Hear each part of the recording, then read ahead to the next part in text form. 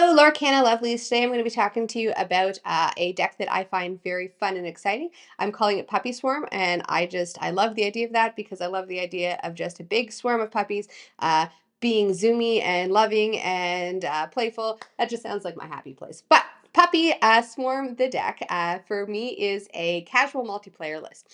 The reason that this is a multiplayer list is that one of my win strategies involves challenging as many characters as possible to get much damage on your characters as possible while keeping them still alive, and then be able to heal them to gain lore.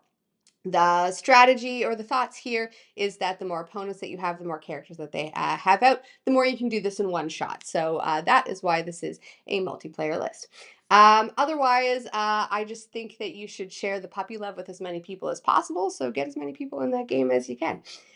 So let us get into the deck list. So here's the deck list. So the tail wagger, the cool thing about it says you can have up to 99 copies of this card in your deck. You can see I don't have 99 copies of tail wagger in the deck. That just makes it so tough and challenging to try to draw the other cards in your deck that you need to synergize well. I do have 10 though, so I did go over the 4 of limit.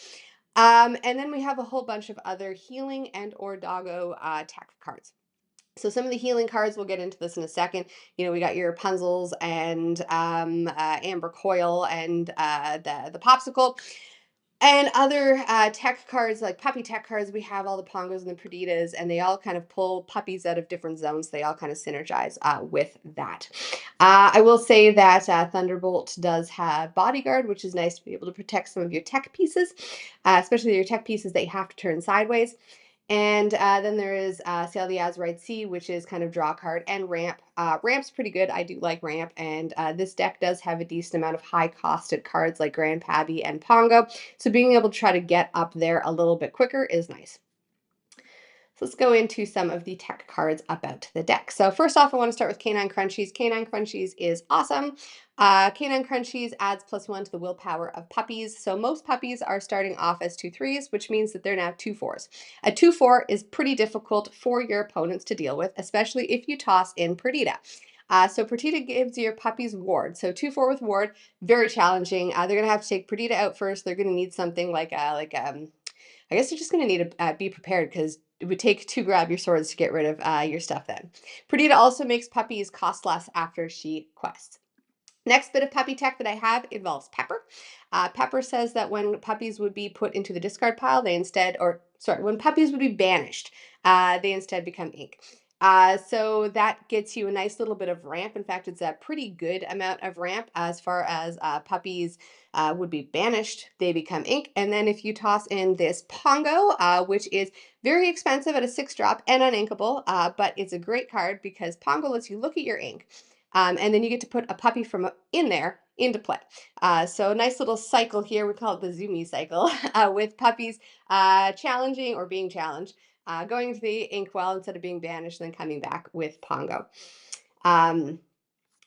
I want to play more Pongos. I'm only playing 2 Pongos in the deck, and it's only because he's 6 and uninkable. Otherwise, I really want to play more Pongos. And that kind of brings us to Grandpappy here, which is one of my second win con. I'm only playing 2 Grandpappies as well. I wish I could play more, but 7 and uninkable is tough to justify putting more in, especially when I have those Pongos as well. Grandpappy says that whenever you would heal a character, gain 2 lore.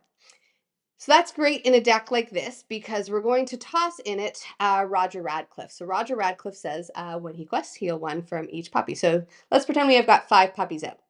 They challenge into your opponent's characters. They each have 1 or 2 or 3 damage on them.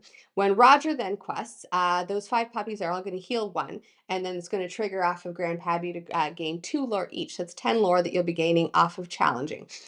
Which I think is, I guess 11 because Roger's going to gain 1 for himself, which is pretty awesome there. So you can see how it wouldn't take a huge amount of doing this to be able to win the game. Some other healing tech that I have is Amber Coil, so Ink Heal, and then Rapunzel, which is the all-star of healing.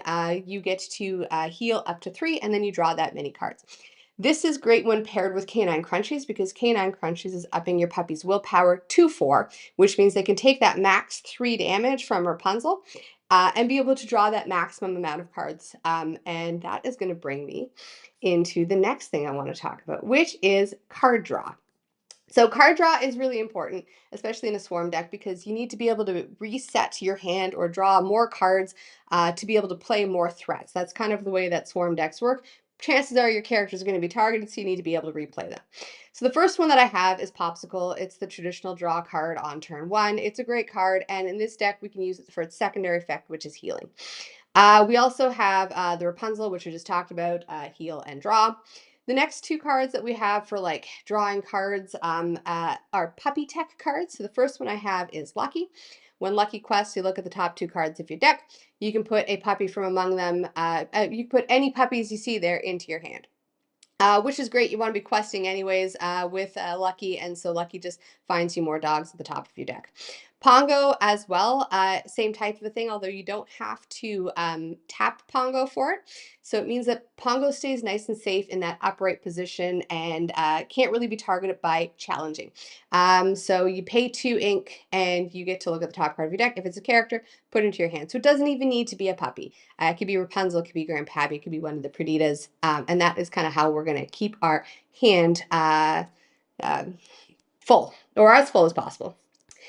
So now let's go over a quick recap of the strategies to win. So I've already kind of talked about Grandpappy and the healing, which I have Roger Radcliffe here to show that as one of the win strategies. The next one is just quest. So I've got 2 ways to quest and quest for more than you potentially should be able to. I have Lucky here, and what Lucky says is whenever this character quests, if you have 4 or more characters in play, which in a swarm deck you should, each of your characters gets +1 lore. And then I also have 99 puppies. Whenever a character quests this turn, gain 1 lore. So here's the idea. You have a bunch of puppies out and Lucky. You play 99 puppies and everybody gets +1 lore. So Lucky is now going to quest for 2.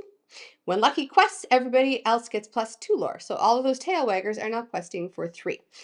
So this is kind of very quickly, this deck can go nuts. We were playing a Stars version of this. So this is Stars is a 100 card version of this. And I think the person who's using my deck quested for 31 in one turn because of the Lucky and the 99 puppies combination here. So very quickly, can get out of hand, and you can kind of go from 0 to winning in one turn if you play it right. So there's a couple of cards that I keep thinking I should put in this deck as opposed to leaving on the sidelines. So I'm going to call this my sideboard because I like it is the magic term that I can think about. But this, let's call it my maybe list. This is the list that I keep kind of pulling in and out. And here are my suggestions if you want to like tweak this to your own play style or your own play group. Here's what I'm thinking. So the first one I'm thinking is Rolly. So one of the problems that I have with this deck is everything punches for such little power that it's hard to actually take out your opponent's threats if you need to deal with your opponent's threats. Lucky giving support means that your characters, your general puppies, let's just go with the tail waggers, are now going to hit with a power of 5. So that is a lot more things that they can take out and be able to help control your opponent's field. The next one is a draw card strategy, which is the Stitch Rockstar strategy. So first off, Stitch New Dog is a dog, so it fits the theme of the deck. And Stitch Rockstar says that whenever you play a character with cost 2 or less, you can exert it to draw a card. So it's a good draw card mechanic. I will say this deck doesn't play a huge amount of 1 and 2 ink costed characters. So that's why I keep pulling it out of the deck, but it does go in there every now and then as I want to play more cards, or my play group just absolutely loves Stitch. They don't. The next one that I have is One Jump. So One Jump is a song. Most of the puppies in this list can sing One Jump, which is great to be able to have the bulk of your characters, especially the bulk of your characters that aren't necessarily doing much else, be able to sing this. So this is a ramp card. When I look at that Pongo that costs 6 and is uninkable, when I look at that Grandpappy that 7 is uninkable, I want more ramp in this deck to be able to get there quicker. So let's put my deck list up real quick so you can see that one last time. So this is my 99 puppies list. Like I said, I have this in mind to be a multiplayer list. I think it's a lot of fun. I love puppies. So give this a shot, and I'm sure you're going to love it just as much as I do.